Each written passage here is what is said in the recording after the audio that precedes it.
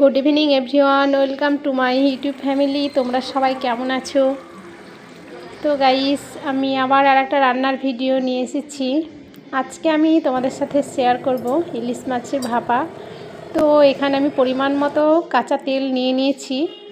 এবার এখানে আমি পোস্ত বাটা, সর্ষে বাটা, পরিমাণ মতো নুন, হলুদ আর কাঁচা লঙ্কা দিয়ে ভালো করে মাখিয়ে নিচ্ছি। তোমরা এখানে টক দই ইউজ করতে পারো, আমি শুকনো আম দিয়ে করব, সেই জন্যে দিইনি।